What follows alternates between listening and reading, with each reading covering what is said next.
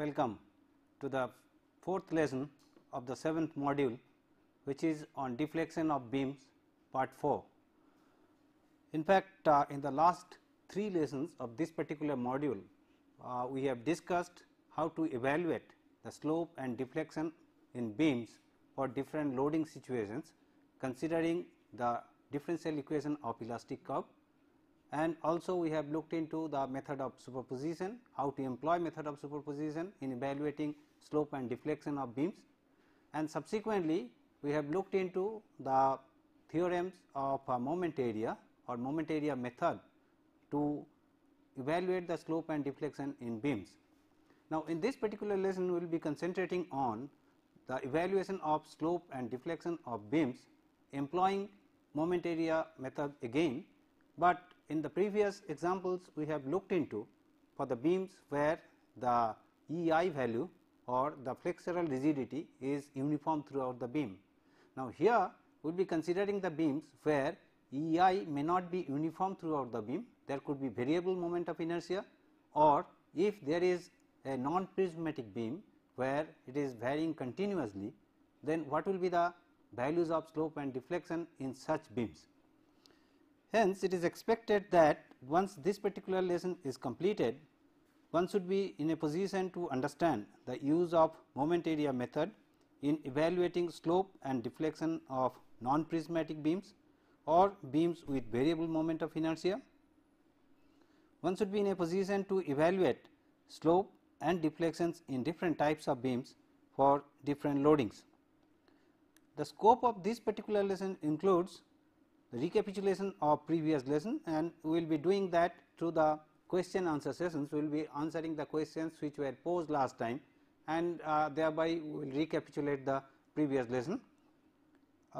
Use of moment area method in evaluating slope and deflection in non-prismatic beams or beams with variable moment of inertia. Also, this lesson includes the examples for evaluation of slope and deflection in different types of beams for different loadings. Well, let us look into the answers of the questions which were posed last time. The first question is, what is the method of superposition? Now, if you remember, we said that in a particular beam, if we are interested to evaluate the slope and deflection for multiple loadings like the loadings shown over here, that this particular beam which is simply supported subjected to uniformly distributed load of intensity Q per unit length, and also it is subjected to concentrated loads P1, P2 and P3. Now, if we are interested to evaluate displacement or deflection of this particular beam at this point for these loadings, then we can employ any of the methods which we have learned.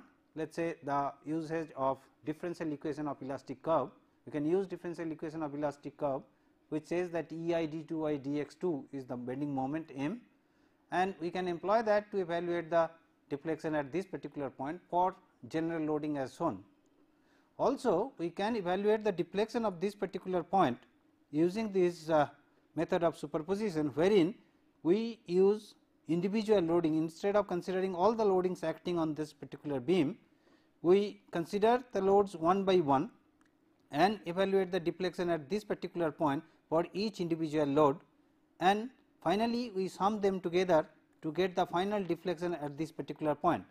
And it is expected that the results which we get in either case, that in the first case when we use the differential equation for elastic curve for the whole lot of loading and compute the deflection, and if we employ method of superposition by using differential equation or area moment theorem, and if we evaluate the deflection at that particular point for individual loading and sum them up, the results should be identical. And this is what method of superposition says, that for the linear response of the structures, and this is quite important, that when the response of the structures is linear, it means that the deflection which we compute is a linear function of the load, and then the effect of several loads acting simultaneously may be obtained by superposing the effects of the individual loads. And for this you will have to satisfy these two criteria. One is that it must, the material with which the beam is made up must obey the Hooke's law, and the deformations are sufficiently small, so that we can employ this superposition technique. So, this is what we call as superposition. Now, second question was what is the use of moment area method. Now, we have seen that in the last lesson we have discussed about the moment area method, and consequently we have discussed the two theorems, moment area theorems. Now, they are useful in determining the slope or deflection of a beam at a specified location. Now, for using moment area method, as you have noticed that we need to employ the bending moment diagram of the particular beam for which we are interested to evaluate slope and deflection, and from bending moment diagram we arrive at the m by EI diagram, and that is what is of interest for employing moment area method, that we draw m by EI diagram from the bending moment diagram, and using this m by EI diagram we compute the value of slope and deflection in a beam at a particular location where we are interested in.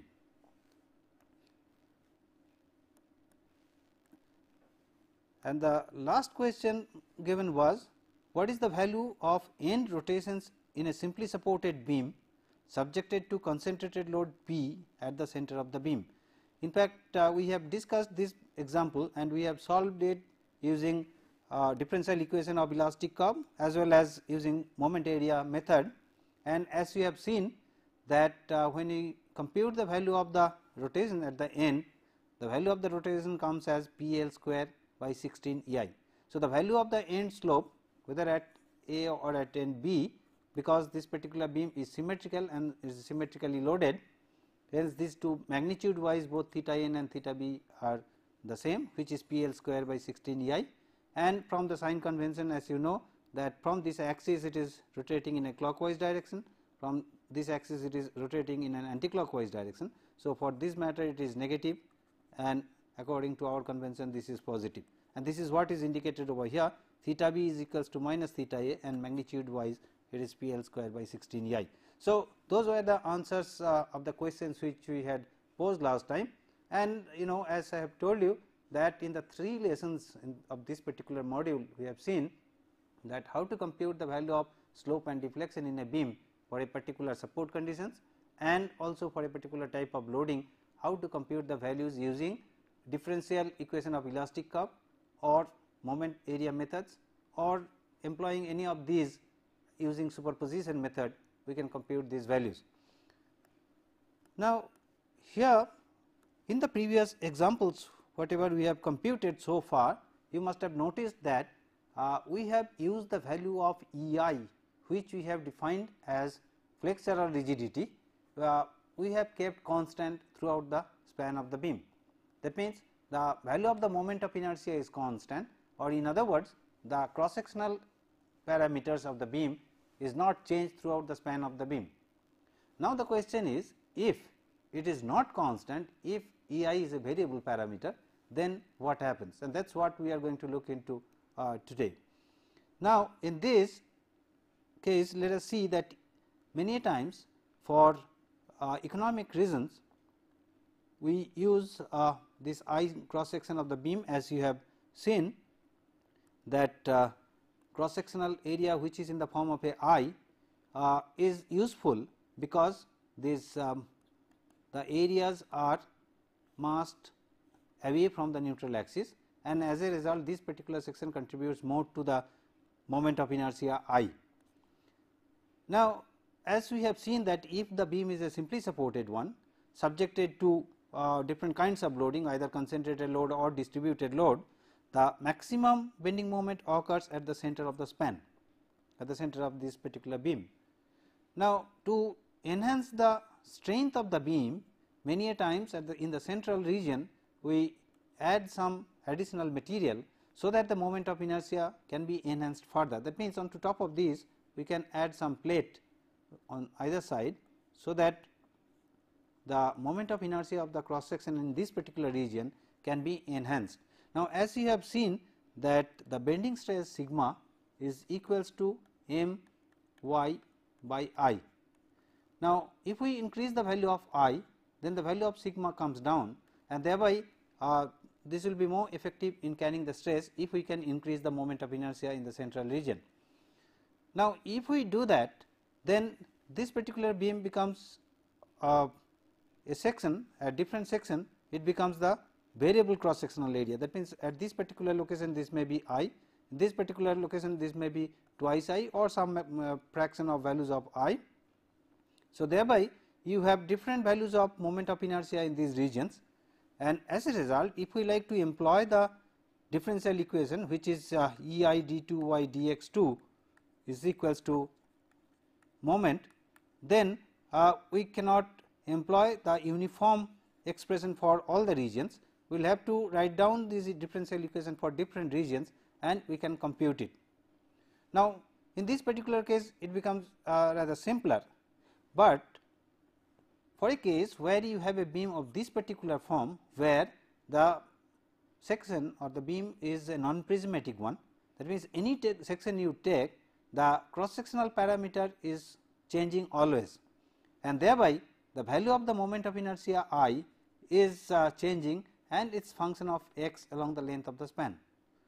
Now, since this I is in the denominator, as you have seen that when we compute that m by E I diagram, now this becomes a little complex when we try to evaluate the slope and deflection, but still we can use the moment area method in evaluating the deflection and the slope of such beams by making a little simplification.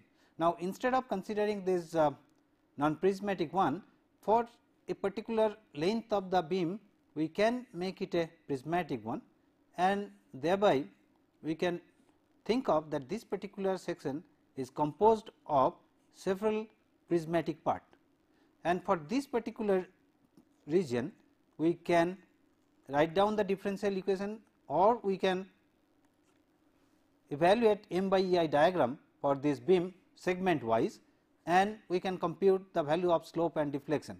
Now, in the process the slope and deflection which we evaluate for the entire beam, now though it is not going to be exactly the same if we consider the moment of inertia which is a function of x, but nevertheless we can accept this solution for with reasonable accuracy for using in the design practice.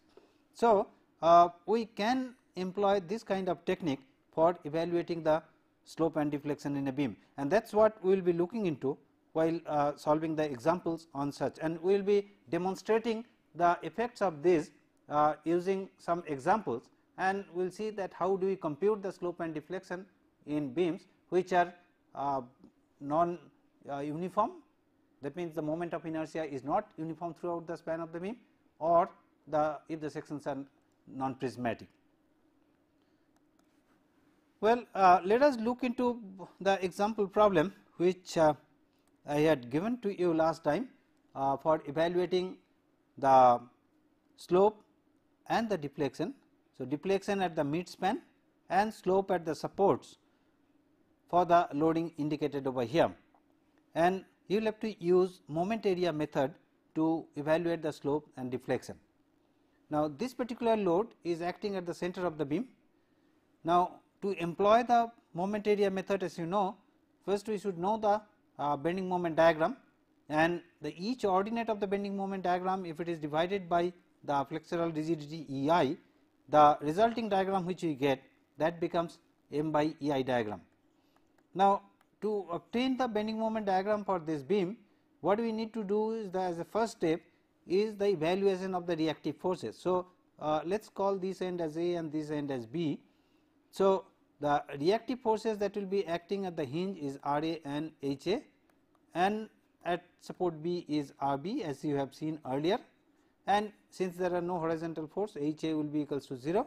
So, we are left with only R A and R B, and if we compute the values of R A and R B will be equals to the half this concentrated load which is acting, which is P by 2, and thereby if we take any section over here, then the moment will be equals to R A times x, and at L by 2 it will be P L by 4, and again at this point and these two support points it will be 0. So, if we plot the bending moment diagram, the bending moment diagram looks like this, that at the two ends the value of the bending moment is 0, and at the center we have the value of the bending moment as PL by 4, and when we divide this by EI, this becomes PL by 4 EI, and truly speaking now this is M by EI diagram and not the bending moment diagram alone.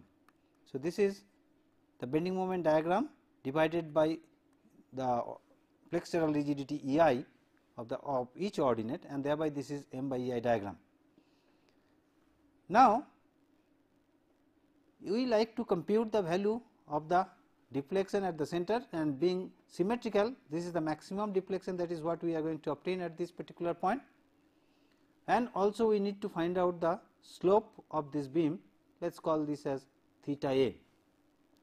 Now, we employ the second moment area theorem to evaluate the tangential deviation of point B with respect to point A. Now, as you know, the second moment area theorem states that the tangential deviation of any point on the elastic curve, in this particular case let us say this is B, with reference to the tangent drawn on any other point on the elastic curve, which is A here, which is, if we draw the tangent from A and this is the tangential deviation which we call as TBA, is equals to the moment of the M by EI diagram taken about the first point. So, if we take the moment of this M by EI diagram with respect to point B, we get this tangential deviation of point B with reference to the tangent drawn at point A. So, let us evaluate this value TBA. So, TBA, now here this whole triangle we can divide into two parts. One is this one, this is this is first one and this is second one. Now, for the first one, if we take the moment of this triangle with respect to point B, this is half and this distance is L by 2. So, half L by 2 into the ordinate is PL by 4 EI, and the CG of this particular part of the triangle, which is this distance, which is 1/3 of L by 2, and this is what has been taken over here, 1/3 of L by 2 plus this distance L by 2. So, that is the moment of this particular part of the triangle. Then if we take the moment of this triangular part, half into L by 2 into again ordinate is PL by 4 EI. Now, this distance, the CG distance from this end is 2/3 of L by 2, and this is what is written over here, 2/3 of L by 2, and if we compute this, this becomes PL cube by 16 EI. So, this particular length, that means the deviation of this point B on the elastic curve with respect to the tangent drawn at point A, this distance is TBA, which is equals to PL cube by 16 EI. Also, if you look into this particular diagram, say AB, let us call this point as D, from this triangular part ABD, we can write that distance BD is equals to the slope theta A multiplied by length. So, BD is equals to the slope theta A multiplied by the length, and BD, which is TBA, as we have seen as PL cube by 16 EI, this is equals to theta A multiplied by length L. So, theta A is nothing but equals to PL square by 16 EI, and this is what is indicated over here. So, value of theta A is equals to PL square by 16 EI, and this we have seen earlier using differential equation of elastic curve. Now, what we are interested in is to evaluate the deflection of point C, which is going to be the maximum deflection in this particular case, because this is a symmetrical beam and acting the load also is symmetrical with respect to the beam.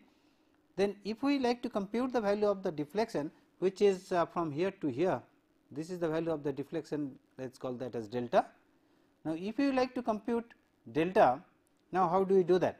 Now, at this particular point, again if we try to compute the value of the tangential deviation of this particular point with reference to the tangent drawn at A, we can evaluate this particular distance, and this we call as TCA. the tangential deviation of point C with respect to the tangent drawn at A, and the whole distance from this center to this particular point, we can get this length as this length is equals to theta A multiplied by L by 2. So, from the whole distance, if we subtract this particular part, we get the value of the delta. So, let us compute then the value of the delta, which is now the TCA value, the tangential deviation of point C with respect to the tangent drawn at A, is equals to the area or the moment of the M by EI diagram between A and C taken about C.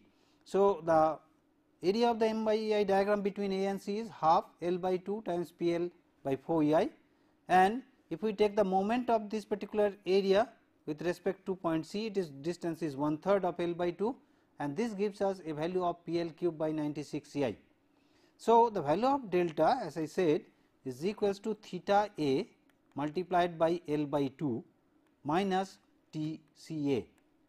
Now, theta A, as we have seen, is equals to PL square by 16 EI. So, this is PL cube by 32 EI minus PL cube by 96 EI. So, this gives us a value of, this is PL cube by 32 EI minus PL cube by 96 EI. So, if we compute this, this is going to be equals to PL cube by 48 EI, and we have seen earlier that the maximum deflection which we get in a beam which is simply supported and subjected to a concentrated load at the center gives us the value of PL cube by 48 EI. Also, please note over here that in this particular beam, this being a symmetrical beam with symmetrical loading, now the elastic curve which we get also is symmetrical, and as we have seen earlier that the values of the rotations which we get at the end, they are the same. Now, what will be the value of rotation over here? As you have seen that theta A equals to PL square by 16 EI. Now, if we draw a tangent at this particular point, at the center point of this beam, that becomes, now if we draw the tangent at this particular point of the elastic curve, the tangent at this point is horizontal, and as we had said that this gives us the maximum value of the displacement or the deflection where the tangent to the elastic curve is horizontal. Now, if we take the tangent at this particular point, at the central point, and draw it up to this, and if we consider these 2 points, we can say that the tangential deviation of point A with respect to the tangent drawn at point C, which is this, equals to this distance, which we can call as say TAC. That means tangential deviation of point A with reference to the tangent drawn at point C. Now, this distance is nothing but equals to this particular distance, which is the deflection. Hence, we can compute the value of the maximum deflection from this particular part of the M by EI diagram as well.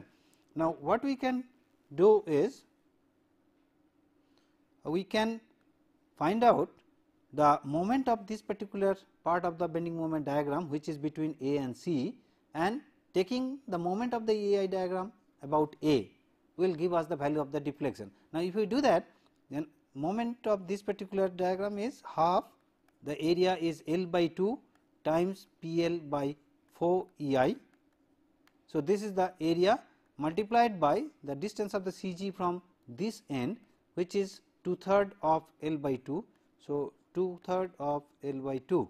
Now, if we do that, then we have 1648. So, this gives us PL cube by 48 EI.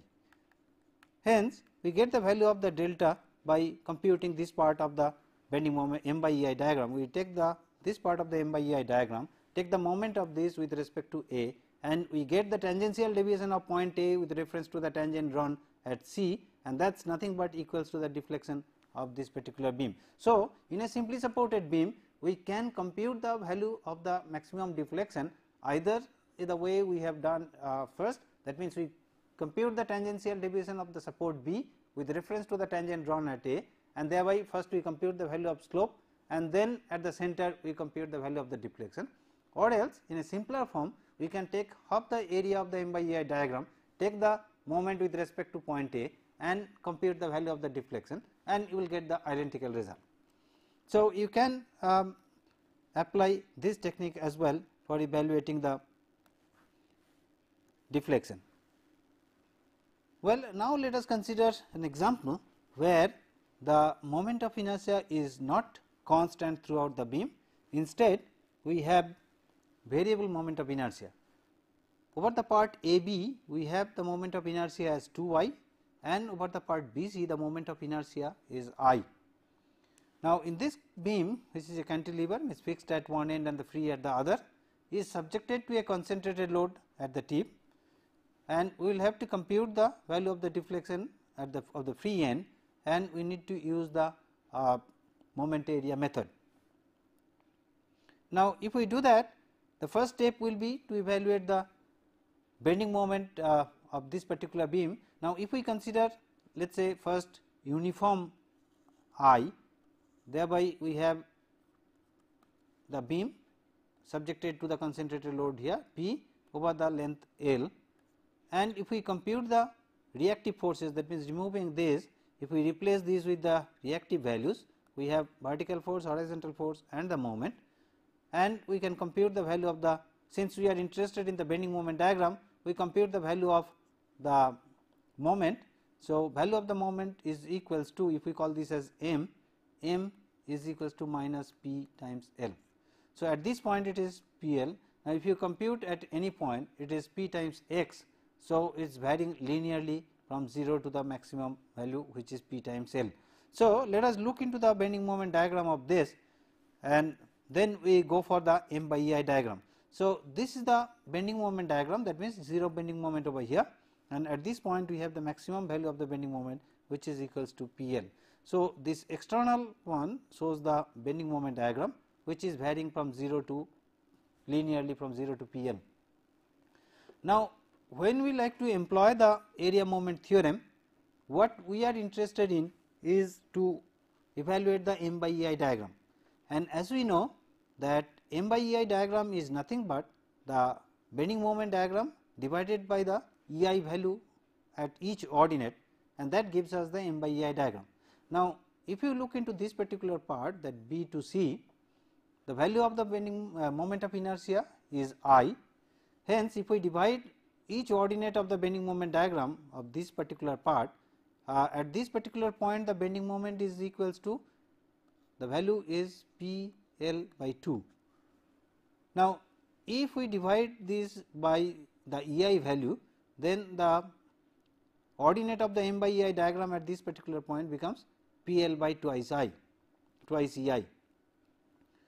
Now, since at this particular point there is a transition from I to 2I, so immediately next to this section the moment of inertia is 2I. So, the change from P L by 2 E I to, it will be changing to P L by 4 E I, because this is bending moment is P L by 2, that divided by 2I. So, this is going to be equals to P L by 4 E I.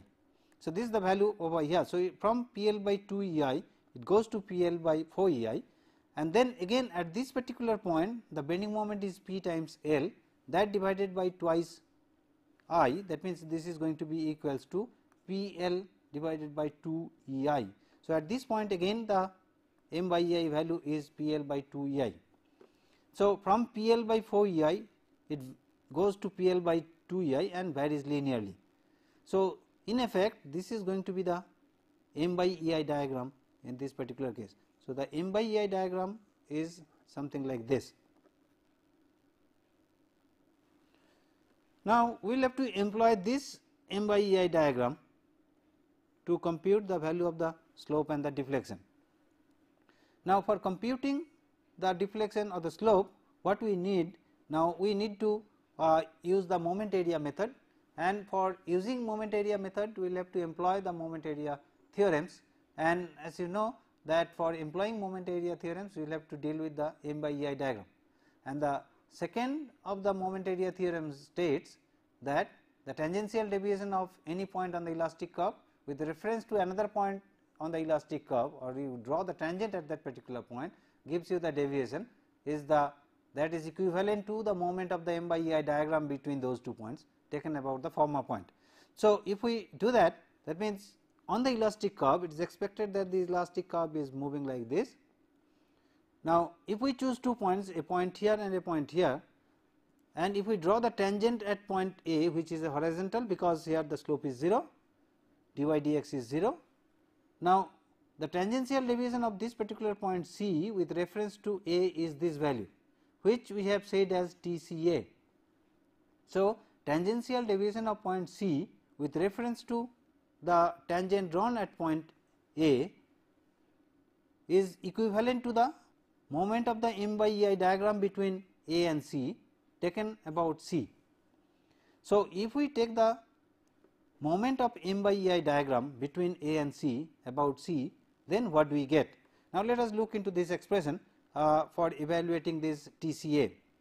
So, TCA is equals to, now this m by ei diagram which is of this particular shape, we divide into 3 parts. One is this particular triangle, and then thereby we are left with this trapezoidal area, and this trapezoidal area we can divide into 2 parts. One is this rectangular part with ordinate PL by 4 ei, and then this is the triangular part which is having PL by 4 ei as the ordinate. So, if we compute or if we take the moment of all these 3 areas with reference to point C, then let us see what we get.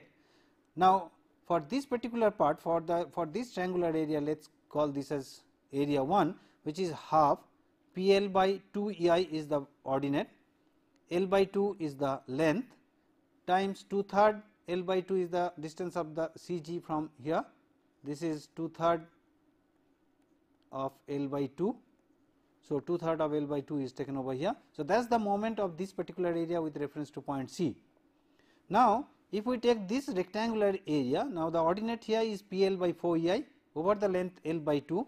So, PL by 4 ei multiplied by L by 2 is the area, and the CG distance here is from here to here is L by 4 and plus L by 2. So, L by 2 plus L by 4 plus, if we take this triangular area which is half into L by 2 times PL by 4 ei. This is PL by 2 ei and this is PL by 4 ei which we have taken constant. So, balance is PL by 4 ei. So, half into L by 2 into PL by 4 ei, and the CG distance from this particular end is 2/3 of L by 2 plus L by 2. This distance is L by 2. So, L by 2 plus 2/3 of L by 2. Now, if we add these 3 parts together, the first part gives PL cube by 24 ei, second one gives you PL cube by 32 ei, and the third part gives you 5 PL cube by 96 ei, and if you sum them together, finally you get the value as 3 PL cube by 16 ei. So, this is the value of TCA is nothing but equals to the deflection of this elastic curve over here, that is what is the delta.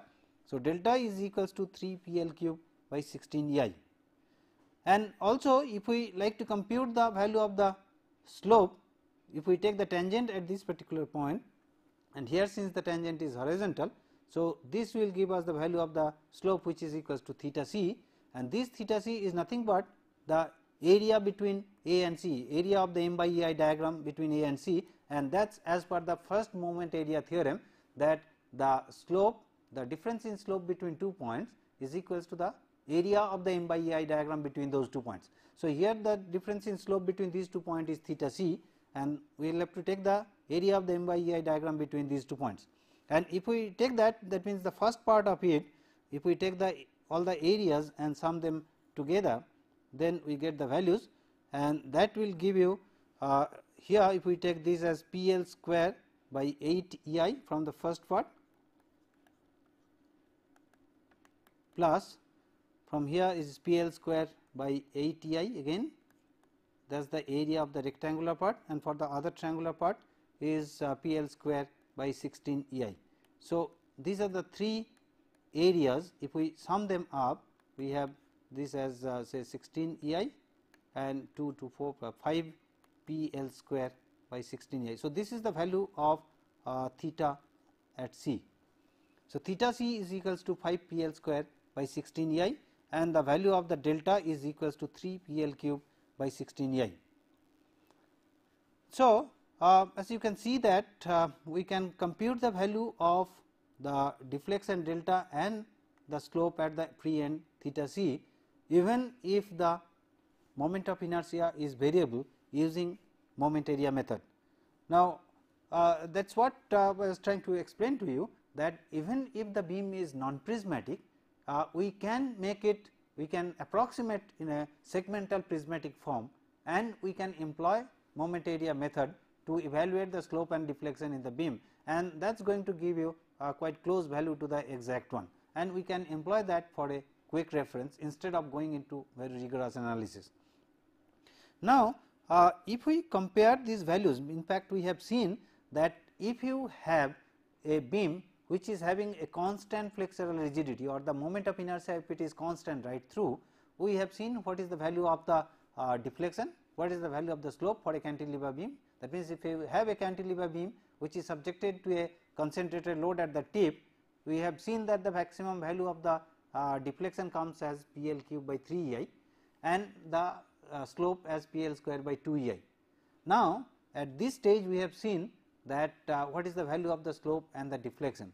Now, let us make a comparison of these values to get an idea that what physically really we get a change because of this non-uniform moment of inertia. Now, you see that when you have uniform moment of inertia value I throughout, the value of the deflection was PL cube by 3 EI, which is 0.33 times PL cube by EI. Now, at this stage we have seen when we have variable moment of inertia, where over the half the length you have twice I, and for the rest of the half you had moment of inertia as I. That means, when you have this variable moment of inertia over the section, then the value of the deflection at the tip comes as 0.1875 PL cube by EI. So, you see that the value changes drastically from 0.33 to 0.1875. The change is of the order of around 43 to 44%. Now, if instead of making 50% as twice the moment of inertia, if we would have made that the whole beam is of having moment of inertia of value 2I, that means we provide a larger section throughout the length of the beam, then what happens, the value of the deflection which we get is 0.17 PL cube by EI, which is half of this value when you have I. Now, if you notice over here, the change from this where we have variable moment of inertia over the half of the length to where we have the full length as twice I, the difference is not much. Now, also if you look into the value of the slope, in the uniform case we get 0.5 PL square by EI. For when we have constant 2I, we get half of that, 0.25.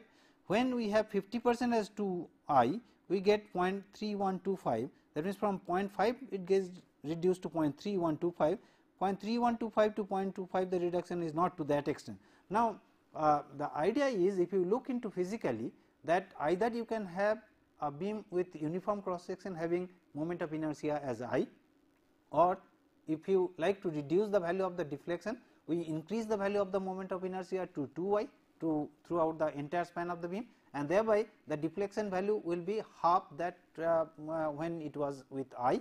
Now, instead of that, if we provide the larger moment of inertia over the area where you have larger value of the moment, as you have seen in the cantilever beam, the moment values is highest at the support point.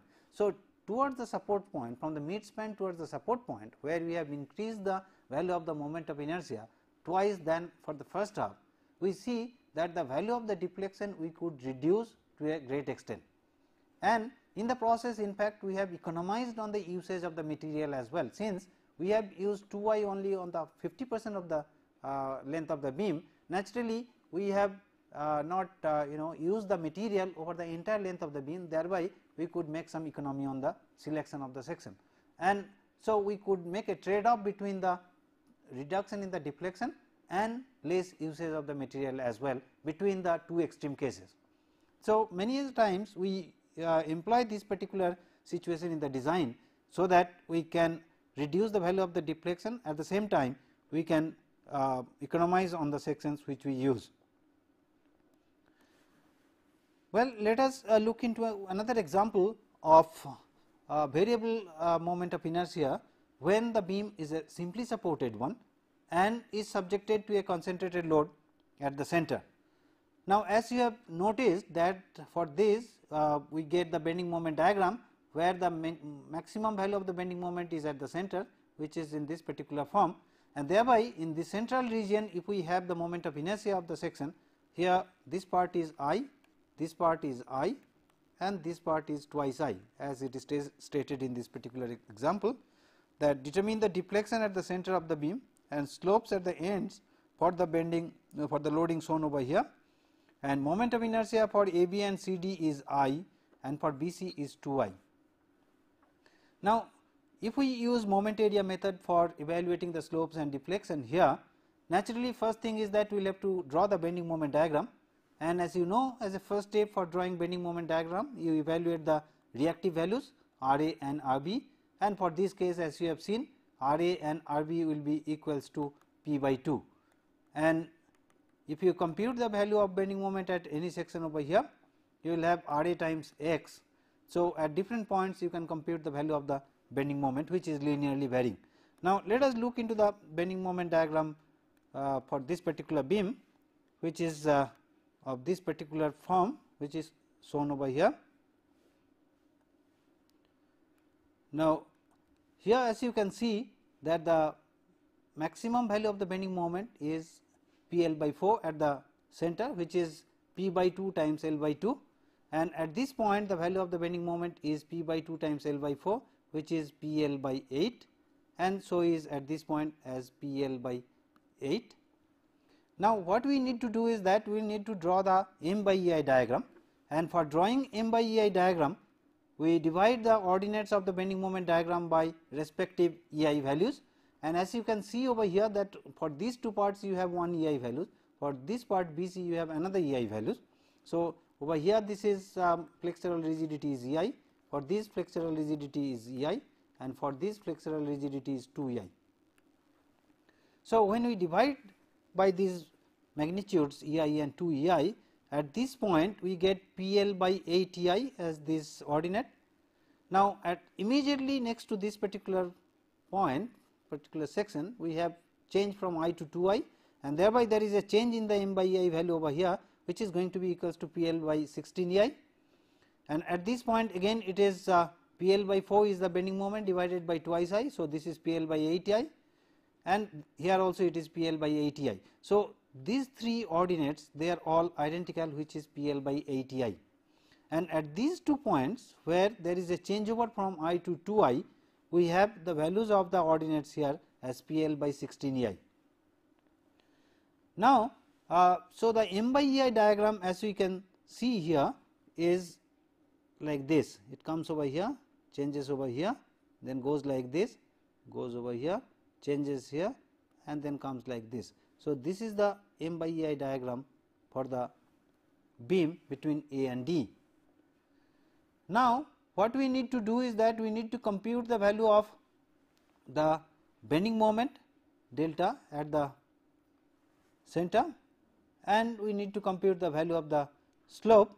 Now, if we compute the value of the delta, now as we have done earlier, as I was stating you that at this point if we draw the tangent to the deflection curve, and since this is symmetrical, it is expected that deflection will be maximum here and the tangent to the elastic curve is going to be horizontal, and thereby the tangential deviation of point A with reference to the point if we call this as say E with reference to E.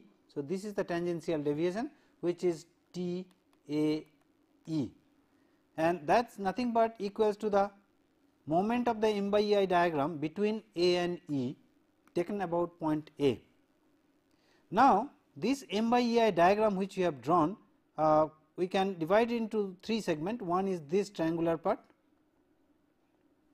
then we have this trapezoidal part, and this trapezoidal part we can divide into 2 areas. One is the rectangular part, another one is the triangular part, and if we take the moment of this particular half with reference to point A, then what we get? we have for the first part half into L by 4 is the length. Now, P L by 8 E I is the ordinate and the distance 2/3 of L by 4 is the moment of this area with reference to point A. Then for this rectangular part we have P L by 16 E I as the ordinate, we have L by 4 as the length, that is the area, and then the moment of this particular area with reference to point A, which is equals to L by 4 plus half of L by 4, which is L by 8. So, this is the moment of this rectangular area with reference to point A. And thirdly, we have this triangular area which is half times L by 4 is the length, P L by 16 E I, this is P L by 8 E I is the total ordinate minus P L by 16 E I. So, balance is P L by 16 E I, and the moment of this C G from moment of this particular area with reference to this distance is L by 4 plus 2/3 of L by 4. Now, if we evaluate these individual moments of individual areas, we get this as P L cube by 384 E I, 3 P L cube by 512 E I, 5 P L cube by 1536 E I, and if you combine them it comes as 3 P L cube by 256 E I. So, this is the value of the deflection when centrally you have the moment of inertia as twice that of the end part of it. So, in the two end zone we had the moment of inertia as I, and in the central zone we had the moment of inertia as twice I. So, we have added additional material at the central part of the beam to increase the moment of inertia value, and thereby we are reducing the value of the bending stress, because sigma is equals to m y by I. By enhancing I, we are reducing the bending stress at that region, and consequently we are reducing the value of the deflection as well. Now, that is what we see over here, the value of delta comes as 3 P L cube by 256 E I. Also, if we compute the value of the slope at this particular end, now when we draw the tangent to this elastic curve at this point and when we draw the tangent to the elastic curve at this point, since this is 0, so this is the equals to the slope theta A. Hence, we can take the area between these 2 points to evaluate the value of theta A, and consequently we get the value of theta A as, if we add up this area, now area is equals to half L by 4 times P L by 8 E I, which is P L square by 64 E I, plus we have for this part of the area which is P L square by 64 E I again. So, P L square by 64 E I plus we have for this particular part which is P L square by 128 E I, and if we add them together we have 128 E I and this is 224. So, 5 P L square by 128. So, this is the value of the slope which we have, and this being symmetrical, the value of theta A and theta B magnitude wise it will be the this value 5 P L square by 128 E I. Now, if we again make a comparison of the values which we have seen earlier, now in a simply supported beam where the value of the moment of inertia is uniform right through, where the flexural rigidity you have uniform, then we have seen the value of the maximum deflection is P L cube by 48 E I and the values of the slope as P L square by 16 E I. Consequently, if we make the value of I as 2 I right through, that means if we have uniform flexural rigidity, but instead of E I now it is twice E I, that means we are adding more material to it, then naturally the values of the deflection will be half of the previous one, and so will be the slopes. Now, if we make the combination of these two which we have seen right now, and we have seen the maximum value of the deflection which is 3 P L cube by 256 E I, and consequently we have looked into the value of the slopes. Now, if you make a comparison, you see that the value of the deflection which you get for constant I is 0.0208 P L cube by E I, and in contrast when you have this variable moment of inertia you have a value of 0.117, a drastic reduction from this to this, and if you have uniform twice I, then your value is 0.0104. In fact, from these to this the reduction is not to that extent, and so is in case of slope. You see here we get 0.0625 For the variable moment of inertia, we get 0.0391, and when it is becoming twice EI, we are getting 0.0313.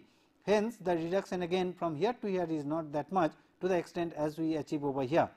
So, by making variable moment of inertia, in fact, we can achieve economy both in terms of the deflection or the stresses, and as well as the economization on the usage of the material, and thereby where we have the larger value of the bending moment, if we go for a larger cross sectional area, thereby you can have less stress, you can have less deflection, you can have less value of the rotations at the end. Well, we have another example where it is a cantilever beam subjected to uniformly distributed load, and the flexural rigidity EI is constant for the beam. You will have to use moment area method. Now, here of course, you will get a diagram which is not a linear one, and we have seen the diagrams which are linear one, and thereby it was easier to adopt the moment area method. Now, for this, as you know that when you compute the value of the slope theta b is the area between m by EI diagram, which is in fact 1/3 for this parabolic variation, the 1/3 of the rectangular area, which is 1/3, and as you know the magnitude of the maximum bending moment is QL square by 2 divided by EI will be QL square by twice EI. So, it is 1/3 into QL square by twice EI over the length L. So, this is equals to QL cube by 6 EI, and the value of the delta, which is the tangential deviation of point B with reference to the tangent drawn at A, is nothing but equals to the value of the delta or the deflection of this particular beam, that should be equals to the moment of the m by EI diagram between these 2 points.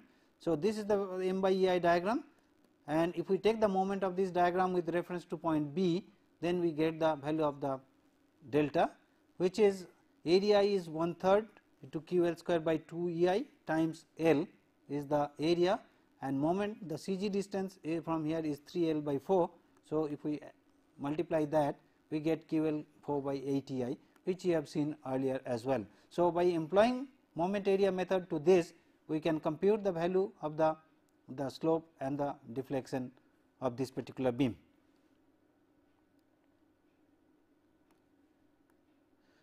Well, you have another example over here. You got to compute the value of the tip deflection and slope of the free end for the loading shown over here. Here the loading is a triangularly varying load with a 0 intensity over here and maximum intensity Q0 at this particular end. The flexural rigidity EI is constant throughout the beam. You got to compute the value of the tip deflection and slope at the free end. Now, here we can employ the differential equation of the elastic curve. Now, at any section from this support at a distance of x, if we say the value of loading is q, since it is linearly varying, is equals to, in terms of this maximum value q0, will be L minus x by L times q0, and as we know that EI d4 by dx4 is equals to minus q, which is equals to minus q0 by L to L minus x over here, and if we integrate this, we have EI d3 by dx3 is equals to q0 by twice L minus x square plus c1. Now, at x equals to L, the shear force is equals to 0. So, d3y dx3 equals to 0 at x equals to L, that gives us c1 equals to 0.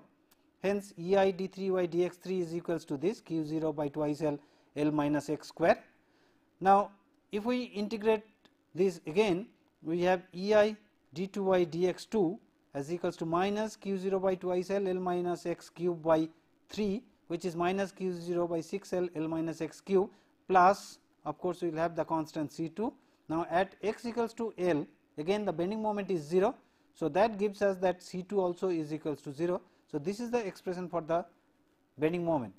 Now, if we integrate this further, we have EI dy dx as equals to q0 by 6 L into L minus x to the power 4 by 4 plus C3, and consequently EI is equals to this, where we have unknown constant C3 and C4. Now, at x equals to 0, y is 0, these are the boundary conditions, and at x equal to 0, dy dx also is 0, and if we substitute that, we get the value of C3 and C4 as this.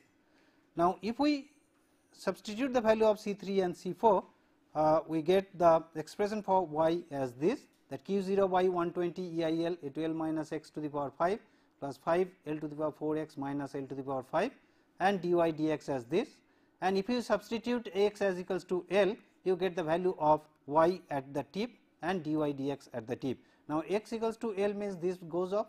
So, you have 5 L to the power 4 L to the power 5 minus L to the power 5 4. So, this becomes q0 by 30 q0 L4 by 30 EI. That is the value of the deflection, which is again negative, shows downwards, and at x equals to L, if you compute this, you get minus q0 L cube by 24 EI as the slope of this particular free end. Well, then to summarize, in this particular lesson we have seen the evaluation of slope and deflection of non-prismatic beams using moment area method, and also we have looked into the examples to evaluate slope and deflection of different types of beams for different loadings. Now, this is the last lesson of this particular module, and in this module, as we have seen, it includes 4 lessons. In the first lesson, we have discussed about the derivation of differential equation of elastic curve and its application. Then subsequently, we have introduced the concept of superposition method in the lesson 2. In the third lesson, we have discussed about the concept of the moment area method, the moment area theorems and its application in evaluation of slope and deflection. And in this particular lesson today, we have seen the application of moment area theorem in non-prismatic beams or beams with the variable moment of inertia. Now, these are the questions set for you, that what will be the value of deflection in a simply supported beam if the moment of inertia is double, what will be the value of end slopes in a simply supported beam if the span is double, and what is the value of slope at the tip of a cantilever beam subjected to concentrated load P at the tip of the beam. Now, answers for these will be given to you in the next lesson. Thank you.